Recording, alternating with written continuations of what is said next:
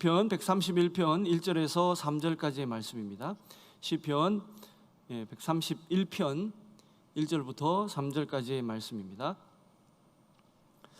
같이 교독하겠습니다.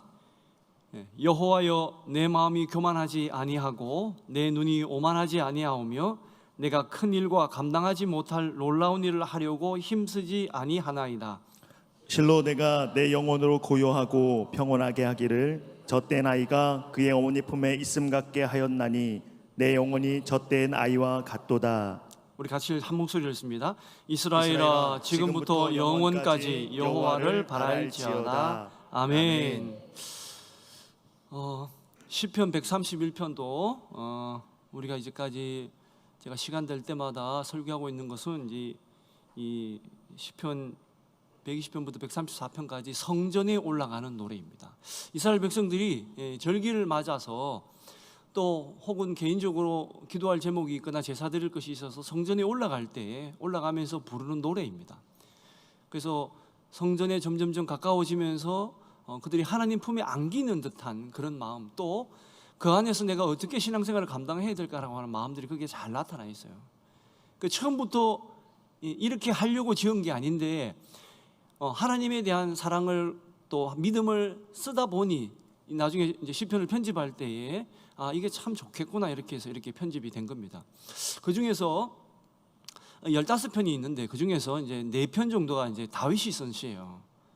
얼마 전에 했던 이제 솔로몬이 쓴 것도 있지만 이제 다윗이 한 겁니다. 시편 122편, 23편, 그다음 31편, 이번에 이제 얼마 후에 이제 다음에 할 133편이 이제 다윗이 하나님께 바친 이제 노래인데, 이 성전은 이 성전에 올라가면서 부르는 시는 감사한 마음이 있고 하나님이 나를 이제껏 지켜주신 것에 대한, 또 내가 하나님께 어떻게 행하려고 했던 것에 대한 고백을 하면서 하나님께 감사하면서 예배하는 시입니다. 이 131편을 여러분 아주 짧은 3절이지만 이거 가만히 읽어보면요, 우리 성서학자들은 이렇게 얘기해요. 다윗의 인생을 가장 잘 표현한 시편이다 이렇게 얘기를 합니다. 우선 1절의 말씀을 바라보면 1절의 말씀 같이 한번 읽어보겠습니다. 131편 1절의 말씀 시작. 여호와여, 내 마음이 교만하지 아니하고 내 눈이 오만하지 아니하오며 내가 큰 일과 감당하지 못할 놀라운 일을 하려고 힘쓰지 아니하나이다. 아멘. 여러분, 우리가 이스라엘 백성들이 예수님 탄생하셨을 때, 예수님에 대한 탄생의 얘기를 들었을 때 기대하는 게 있었죠. 뭐라고 기대했죠? 메시아다, 우리에게 오실 메시아다 이렇게 기대했습니다. 근데 그 메시아는 누구의 자손이어야 되느냐? 다윗의 자손이어야 돼요. 그리고 지금도 이스라엘 사람들이 예수님을 안 믿으니까 지금도 메시아를 기다리고 있는데, 그 메시아는 누구냐? 다윗의 후손으로 와야 돼요. 자, 다시 말씀드리면, 여러분, 이스라엘 역사에 있어서 가장 영토가 넓었던 왕이 누군지 아세요? 다윗이 아닙니다. 솔로몬입니다. 이스라엘이 역사상 가장 부하게 되었던 시대가 언제인 줄 아십니까? 다윗이 아닙니다. 솔로몬입니다. 그리고 르호보암 2세 때 영토가 엄청나게 넓었어요. 솔로몬이 가졌던 영토만큼 회복해서 국력이 굉장히 괜찮았던 때가 또 르호보암 시대고, 또 아합의 아버지 오므리 시대 때에도 저 동방까지 소문이 나서 이스라엘 땅을 오므리의 땅이라 그랬어요. 그런데도 불구하고 이스라엘 사람들이 메시아의 후손은 다윗으로 와야 된다고 하는 말은 그만큼 다윗이 이스라엘 백성들에게, 유대인들에게 있어서는 아주 귀한 존재다, 존경하고 사모하는 존재다라는 것입니다. 여러분, 우리가 2차 세계대전 때 히틀러가 유대인들 600만 명 죽일 때에, 또 그들을 개토라가는 곳에 가둬 죽이려고 했을 때에 그들 가슴에 붙인 표식이 있습니다. 육각형으로 되어 있는, 그죠? 흔히 이걸 다윗의 별이라고 하는데 다윗의 별이 아니고 정확하게 말하면 다윗의 방패예요, 방패. 마겐 다비드라 그래서 다윗의 방패인데, 솔로몬 전설에 의하면 솔로몬이 전쟁을 나갈 때 이게 일종의 계시를 받았대요. 꿈을 꿨대요. 그래서 이 다윗의 별, 자기 아버지의 이 방패를 이제 상징하는 것을 들고 나가면, 붙이고 나가면 승리한다 이래서 들고 나갑니다. 그래서 유대인들에게 이 다윗의 방패, 다윗의 별이 바로 유대인들을 상징하는 거다라는 거죠. 근데 거기도 이름이 다윗이에요. 그러니까 다윗은 이스라엘 역사상 전무후무한 왕이고 존경받는 사람입니다. 그런데 스스로는 어떻게 생각하느냐? 스스로는 1편에 읽었던 것처럼 이렇게 얘기합니다. 내 마음이 교만하지 아니하고 내 눈이 오만하지 아니하고 내가 큰 일과 감당하지 못할 놀라운 일을 하려고 힘쓰지 아니하였습니다라고 하나님께 고백을 합니다. 그는 이걸 굉장히 강조해요. 여기 보면 제가 여러분 성경을 읽을 때 기본적으로 제가 꼭 가져야 되는 것 중에 하나가 똑같은 거를 3번 이상 반복하면 그건 정말 그렇다는 얘기입니다. 안 합니다. 안 합니다. 아니하였습니다라는 말을 지금 교만, 오만, 감당하지 못하고 놀랄 일을 하려고 하지 아니합니다라고 3번이나 얘기했던 것은 정말 자기 인생을 그렇게 살지 않으려고 몸부림치고 발버둥 쳤다라는 겁니다. 근데 사실은 의식적으로 내가 교만하지 말아야지, 오만하지 말아야지라고 산 게 아니고 다윗은 그냥 살은 거예요. 살았는데 하나님이 인정해 주셨다라는 것입니다. 교만은 언제 오느냐? 자만심에서 와요. 자만심. 제가 이제 여러분에게 사만을 가르쳐 드리도록 하겠습니다. 오늘 기도하실 때 하나님 주여 오늘은 사만이 떠나가게 하여 주시옵소서 이렇게 기도해야 되는데, 사만이 뭐냐? 처음에 자만이에요. 사만 중에 첫 번째 맨 막내가 자만입니다. 자만은 뭐냐? 스스로 아우 나 잘났어, 그래 내 잘했어, 그래 뭐 이런 거예요. 근데 자만은 스스로 그냥 하는 거예요. 스스로. 그러니까 남에게는 표시 안 나지만 스스로 그냥 내 마음에 그러면서 아 그래 이번에 내가 잘한 것 같아, 그래 진연아 잘한 것 같아, 막 이런 거예요. 그냥 막 그런 거예요. 그냥 화장하면서 아 나 예쁜 것 같아, 막 이런 거 있죠. 이런 거 남에게 상처를 주지 않지만 스스로 막 이렇게 막 자부심을 가지고 이런 거 자만이에요. 근데 이것이 밖으로 표출되는 가장 낮은 단계가 뭐냐? 교만입니다. 약간 이제 교태스러우면서 나 잘났잖아 하면서 이제 친구한테 얘기하면서 뭐 이제 그런 겁니다. 그것도 시작은 이제 자만심에서 시작하는 거죠. 자만심 어디서부터 시작한다고요? 자기 자부심에서 시작을 해요. 근데 이게 너무 수치가 낮으면 이제 뭐 사람이 자꾸 자기를 나쁘게 보면 그것도 좋지 않지만, 성경은 그래서 이 교만 단계에서부터 소위 밖으로 나와서 다른 이에게 영향을 미치기 시작하는 이 교만의 단계로부터 하나님은 교만은 패망의 선봉이다 이렇게 얘기를 합니다. 그래서 교회에서 제일 주의할 사람은 교만한 사람이에요. 왜냐하면 혼자만 무너지는 것이 아니라 교회를 분열시키고 다른 일에게 상처 주면서 스스로도 결국은 시험에 빠지고 스스로도 나중에 뭔가 잘못된 길로 갑니다.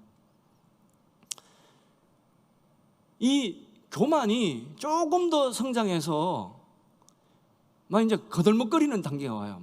당연하다는 듯이 거들먹거리는 단계. 이게 거만입니다. 자만, 교만, 거만이에요. 거만은 교만보다 약간 좀 세게 나가는 겁니다. 네. 근데 다 비슷하긴 해요. 하지만 뉘앙스가 조금씩 더 안 좋아지죠. 그리고 제일 안 좋은 이제 이 사만 중에 제일 형님이 오만입니다. 그래서 여러분 아주 사람들이 재밌어요. 이 오만이 최고의 단계이긴 한데, 오만이 이 인간의 조직이나 특히 이제 기업 문화에서는 굉장히 좋지 않습니다. 다른 열심히 일하려고 하는 사람에게 힘을 빠지게 하고 그 공동체나 조직을 갖다 분열시키는데 이 오만이 굉장히 좋지 않아요. 그래서 여기도 보면 성경에 교만 나오고 오만이 나중에 나오죠, 그죠? 그러니까 다윗은 점점점 저는 그렇게 살지 않았습니다, 노력하고 살았다라고 하는 것을 보여주는 말씀인데, 그래서 아주 재밌는 일이 있었어요. 2018년도에 우리나라에서 오만 학회라는 게 있었어요. 오만 포럼이라는 게 있었어요. 이 포럼이 열렸던 목적은 뭐냐면 아까 말씀드렸다시피 기업의 문화를 건전하게 만들고자 해서 심리학자들, 철학자들, 또 기업의 문화 관계된 분들이 모여서 했던 회의가 오만 포럼이라는 게 2018년도에 있었어요. 그러니까 조직을 무너뜨려요. 공동체를 무너뜨립니다. 근데 여러분 생각해 보십시오. 여러분 가만히 생각해 보셔야 돼요. 다윗이 사울처럼 무슨 특공대 3,000명이 있다라든지 좋은 조직이, 군사 조직이 있은 게 아니에요. 다윗은 오직 불량배 같은 사람 400명, 자기를 따르는 사람, 나중에 600명이 더 이제 늘어나죠, 군사 숫자들이. 근데 거기 보면 뭔가 잡류들, 성경에 표현해 잡류들이라도 해요. 잡류들. 그러니까 자기 이익 따라왔던 사람들, 그냥 뭐 어떻게 밥 한 끼 얻어 먹을 수 없을까, 또 누구한테 잘못해가지고 도망갔던 피신 왔던 그런 사람들이 모인 거예요. 그런데 다윗의 리더십이 어땠느냐면 그들이 다윗을 존경할 만하고 다윗을 사랑할 만하고 내가 다윗을 위해서 목숨까지 바칠 만한 리더십을 가졌단 말이에요. 그 리더십이 어디서 나왔냐? 교만하지 않았기 때문에 그렇습니다. 거만하지 않았기 때문에 그렇습니다. 오만하지 않았기 때문에 그렇습니다. 다윗의 이 지도력 가운데에서 가장 감동받는 게 뭡니까? 다윗이 어렸을 때 베들레헴에서 목동으로 살았잖아요. 거기서 양떼를 키웠습니다. 지금도 성지순례 가보면 베들레헴 안에, 거긴 잘 안 가는데 제가 2018년도에 제가 성도님들 데려가셨을 때 제가 밤에 혼자 가봤어요. 걸어서 숙소에서 얼마 안 되니까. 근데 이 아랍 사람들이 가난하니까 뭐든지 돈을 받으려고 그래요. 그거 아무것도 없어요. 그냥 종이 박스에다가 다윗의 웰, 데이비드 웰 이래가 써놨는데 가니까 5달러 달라는 거예요. 5달러. 그러니까 5달러 줬습니다. 가보니까 아무것도 없어. 별 것도 없어. 그냥 다윗이에요. 그런데 그 샘은 변하지 않았잖아요. 수천 년 동안 변하지 않은 물 나오는 곳이니까. 다윗이 그곳에서 양떼를 먹인 거예요. 근데 나중에 사울에게 쫓기고 전쟁하면서 그 근처까지 왔다가 그 베들레헴 근처 왔다가 베들레헴에 대한 고향 생각이 나서 그렇게 고향에 젖어 있어서 이 부하들에게 얘기했던 것 같아요. 그죠? 그러니까 부하가 목숨 걸고 가서 그 적군 사이를 뚫고 가서 그 다윗의 샘에 가서 물을 떠와가지고 다윗 왕이시오, 다윗 장군이시오, 이 물을 제가 베들레헴에서 떠왔습니다. 그랬을 때 다윗이 가슴을 치면서 그 물을 먹지 않습니다. 네가 목숨을 걸고 가지고 왔는데 어떻게 나 혼자 먹겠냐, 그렇게 보여주는 거예요. 그러니까 다윗의 리더십이 그런 거였습니다. 결코 교만하지 아니하고 거만하지 않으려고 노력하는 모습이 스스로의 삶을 통해서 제자들과 또 자기를 따르는 병사들에게 보여줬다라는 거예요.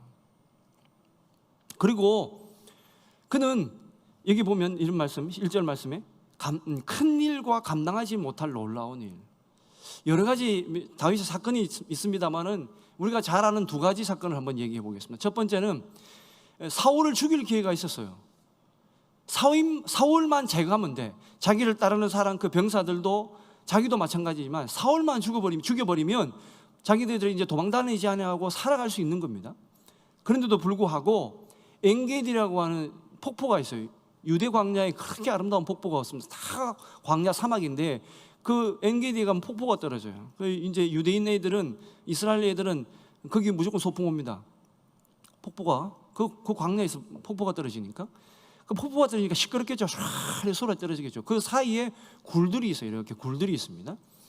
그 시원해요. 들어가 보면. 그 다윗이 그쪽으로 숨어 들어간 거예요. 사울이 추격해 온다는 얘기를 듣고 그렇게 숨어 들어간 거예요. 그런데 폭포 소리 때문에 시끄러우니까 사울이 똥이 좀 마려웠던 모양이에요. 똥이 마려웠어. 이거는 해결해야 되잖아요. 그죠? 왕이라도 해결해야 되잖아. 그래가지고 이제 부하들이 보니까 그 굴 속에 싹 들어가서 살짝 누구 올라고 싹 들어갔는데 마침 누가 있었냐? 다윗하고 병사들이 딱 있었던 거예요. 그래서 병사들이 뒤에서 그럽니다. 다윗이요, 사울이 들어왔습니다. 죽여버립시다. 근데 죽이지 않습니다. 죽이지 않아요. 그리고 돌아갑니다. 사울이 돌아가요. 돌아가는 그 사울을 바라보면서 다윗이 소리를 칩니다. 사울 왕이시여, 사울 왕이시여 소리칩니다. 그러면서 그가 뭐라고 외치느냐? 사무엘상 24장 14절 말씀에, 사무엘상 24장 14절 말씀 같이 읽어보겠습니다. 읽습니다. 시작. 이스라엘 왕이 누구를 따라 나왔으며 누구의 뒤를 쫓나이까? 죽은 개나 벼룩을 쫓음이니이다. 다윗은 스스로를 뭐라고 얘기하냐? 사울 왕이시여, 저는 죽은 개입니다. 저는 벼룩이에요. 저 같은 건 아무것도 아닙니다. 근데 왜 저를 쫓아오십니까? 왕이시여, 당신은 왕이십니다. 그가 말하는 건 뭐냐? 나 같은 사람 쫓지 말고 왕으로서 백성들을, 또 하나님을 따르는 좋은 왕이 되라라고 얘기해 주는 거예요. 하길라 숲에서도 이스라엘 백성 따르던 사람들이 다윗이요, 이제 또 죽일 수 있는 기회가 왔습니다. 너무 피곤해서 다 잠자고 있었거든. 그래서 죽일 수 있었는데 자기들이 죽이겠다고 나중에 아비새도 그래요. 자기가 죽이겠다. 그런데도 죽이지 않도록 합니다. 왜? 그때도 똑같이 얘기해요. 사무엘상 26장 20절 말씀, 사무엘 26장 20절 말씀 읽습니다. 시작. 그런즉 청하건대 여호와 앞에서 먼 이곳에서 이제 나의 피가 땅에 흐르지 말게 하옵소서. 이는 산에서 메추라기를 사냥하는 자와 같이 이스라엘 왕이 한 벼룩을 수색하러 나오셨음이니이다. 아멘. 자, 여기서도 마찬가지죠. 스스로를 그렇게 생각해요. 저는 벼룩만한 밖에 되지 않습니다. 이게 하나님이 쓰시는 사람의 특징이다라는 겁니다. 근데 자만부터 교만, 거만, 오만으로 오는 도중에 보면 제일 그 스스로의 영적인 진단을 해볼 때 내가 누구를 만났을 때 친절한 웃음이나 인사를 먼저 하느냐 안 하느냐 보면 인사를 안 하기 시작하잖아요. 그 다음부터 교만이 조금씩 들어갑니다.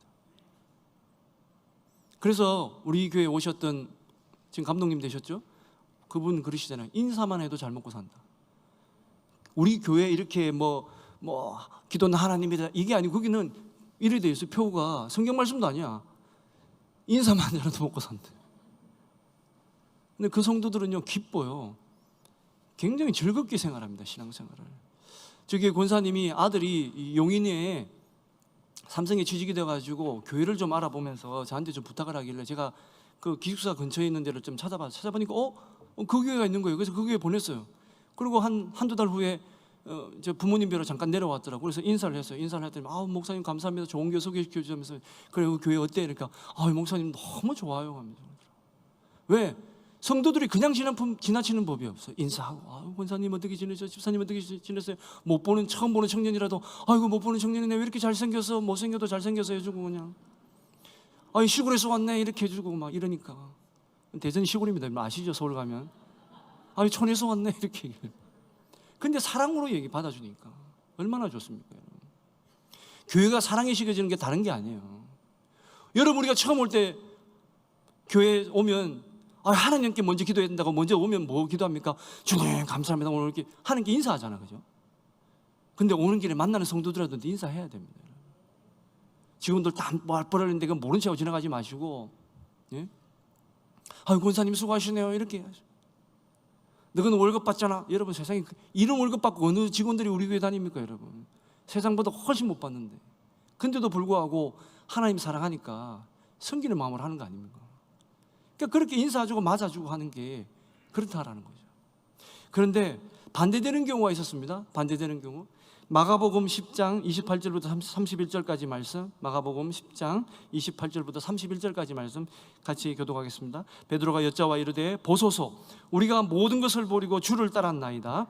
예수께서 이르시되 내가 진실로 너에게 이르노니 나와 복음을 위하여 집이나 형제나 자매나 어머니나 아버지나 자식이나 전토를 벌인 자는 현세에서 집과 형제와 자매와 어머니와 자식과 전토를 100배나 받되 박해를 겸하여 받고 내세 영생을 받지 못할 자가 없느니라. 그러나 먼저 된 자로서 나중되고 나중된 자로서 먼저 될 자가 많으니라. 아멘. 자, 교만 중에 최고의 교만은 최악이죠. 최악의 교만은 영적 교만입니다. 이 말에 보면 말투는 베드로가 굉장히 영적인 교만하고 있어요. 하나님 저 다 버리고 왔어요. 하나님 일 때문에 저 다 버리고 왔어요. 하나님이 하려고 제가 다 했어요. 이런 겁니다. 내가 가지고 있는 주님 앞에 가지고 있는 어떤 비전이나 목적을 이루기 위해서 내가 하나님 이걸 다 했습니다라고 말하는 순간 가장 좋아하는 게 누구냐? 마귀입니다. 그동안에 빈틈이 안 보이지만 이번에 확 열리네. 그럼 확 들어옵니다. 그러면서 거기에 대해서 동조 안 해주는 목사님, 장로님, 예수님한테 난 이렇게 열심히 했는데 왜 안 해주시지? 그렇게 얘기합니다. 그래서 보면 아시겠지만 예수님이 베드로가 다 버리고 왔다 그랬으면 그래 수고했다 그래 얼마나 그래 그 결심이 대단하네 이렇게 해야 되는데 주님이 뭐라고 합니까? 칭찬 안 하십니다. 주님은 교만에 칭찬 안 하신다니까요.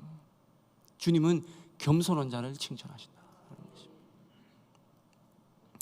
자, 2절 말씀 실로 내가 내 영혼으로 고요하고 평온하게 하기를 젖된 아이가 그의 어머니 품에 있음 같게 하였나니 내 영혼이 젖된 아이와 같도다.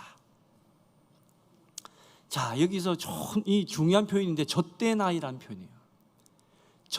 어머니의 젖을 뗀 아이입니다. 자, 여러분 지금 사울이나 다윗이 전쟁을 치르고 승리를 하고 왔습니다. 예를 들면 승리를 치르고 이제 침상에 탁 누울 때 그때 그 심정이 평안하고 좋겠습니까? 아니면 저때 나이가 엄마 품에 안길 때가 더 평안하겠습니까, 여러분? 예? 뭐가 더 평안할 것 같아요? 영적인 감각이 있으시네요, 집사님. 여러분, 전쟁을 이기고 와도 걱정 근심이에요. 이기고 왔는데 그 다음은 어떻게 되지? 뭐 하지? 누우면 그 다음 어떻게 다음에 또 전쟁해야지? 그 스트레스 그냥 이게 있는 거예요. 이긴 게 아니라니까. 언제 제일 근심 걱정이 없다고요, 여러분? 예, 무덤이 있으면 근심 걱정이 없어요. 그 전까지는 다 걱정 근심이 있습니다. 그러나 그 마음에 가장 평안할 때가 언제냐? 저때 나이가 엄마 품에 안길 때. 표현을 잘 드셔야 돼요. 자, 그러면 저때 나이라고 하는 말은 젖되기 전에 아이도 있다 이 소리죠, 그죠? 그죠? 젖되기 전에 아이는 뭐가 필요해요? 엄마의 젖이 필요하고 무조건 자야 되고, 그죠? 그래야 됩니다. 그런데 젖된 아이는 뭐가 필요하죠? 젖이 필요치가 않아요. 하나님 품만 있으면 돼. 엄마 품만 있으면 돼. 이게 바로 다윗의 마음이었다라는 겁니다. 하나님께는 다른 게 다 필요 없습니다. 주님 품에 안기는 것이 저에게는 가장 행복이고 저의 평안입니다 라는 것입니다. 여러분, 신명기에 보면, 제가 신명기는 안 읽겠습니다만 신명기 1장에 보면 그렇게 얘기합니다. 내가 너희들을 안고 업고 이 광야길을 너희들이 신발도 해야지 아니하고 옷도 해야지 아니하고 품고 왔다, 이렇게 얘기를 합니다. 근데 교만할 때는 그걸 까먹죠. 우리가 이렇게 평안하게 된 것도 하나님의 은혜인데도 다 까먹죠. 그런데 다윗은 얘기합니다. 하나님 그렇게 저를 안아주셨고 저는 저의 마음이 그렇습니다. 하나님 아무도 바라는 것이 없습니다. 그저 주님 품에 있기만 하면 됩니다. 하나님 품에 있기만 합니다. 그러면 죽어도 좋습니다. 왜? 천국이잖아요. 하나님에 대한 마음이 다윗이 그랬다라는 것입니다. 자, 마지막으로 3절, 이스라엘아 지금부터 영원까지 여호와를 바랄지어다. 여러분, 131편에도 영원까지 여호와를 바랄지어다 라고 하는 표현이 있습니다. 근데 130편에 그 앞장에 있는 130편 7절에도 이스라엘아 여호와를 바랄지어다 되어 있어요. 자, 앞에 130편에는 같이 여호와를 바랄지어다 되어 있는데 이때는 1절에 뭐라고 되어 있냐? 여호와야 내가 깊은 곳에서, 깊은 곳은 뭐죠? 어렵고 힘들고 절망 가운데서도 하나님을 바랍니다. 그때도 하나님 저 주님만 바라보겠습니다 라고 얘기했는데 오늘 131편 3절에도 뭐라고 되어 있냐? 여호와를 바랄지어다. 아까 어떤 품이었죠? 저때 나이가 엄마 품에 있듯이 그 품에 내가 너무너무 평안한 가운데 있음에도 나는 하나님 영원히 주님만 바라보겠습니다 라는 거예요. 여러분, 힘들 때 우리가 주님 부를 수도 있죠. 물론 그때도 힘들지.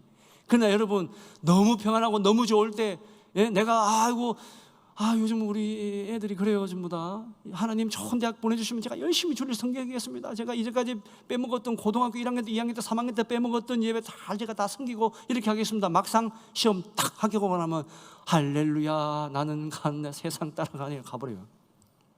여러분, 어려울 때도 주님 바라보기 힘들지만 내가 좋을 때, 내가 뭔가 꿈을 이뤘을 때, 너무 평안할 때 하나님 바라보기는 너무너무 어렵습니다. 너무너무 어려워요. 그 조금만 잊어버리면 이건 내가 잘해서 그랬던 거지, 이거는 될 때가 돼서 된 거지 라고 생각을 해버려요. 그러고 나서 나락으로 빠집니다.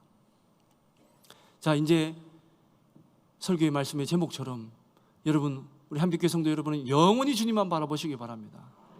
영원히. 언제부터요? 네, 지금부터. 여러분, 여기서 지금부터라고 내가 이제까지는 안 했으니까 지금부터, 지금 오늘 딱 이 시간부터 하겠다 이 소리가 아닙니다. 성경에서 말하는 지금부터는 뭐냐? 내가 이전까지도 해왔는데 지금부터도 또 하겠다라는 거예요. 날마다 지금이야. 날마다. 내일도 지금이야. 모레도 지금이야. 10년 후도 지금 오늘이에요. 그래서 기독교는 현재의 종교라고 얘기합니다. 매일매일 지금 내가 하나님과 만나. 옛날은 어때? 물론 옛날도 하나님 만났지만 지금도 만나겠다. 지금도 주님 바라보겠다. 그래서 오늘 기도하시는 여러분에게 지금도 하나님께서 역사하시기를 축원드립니다.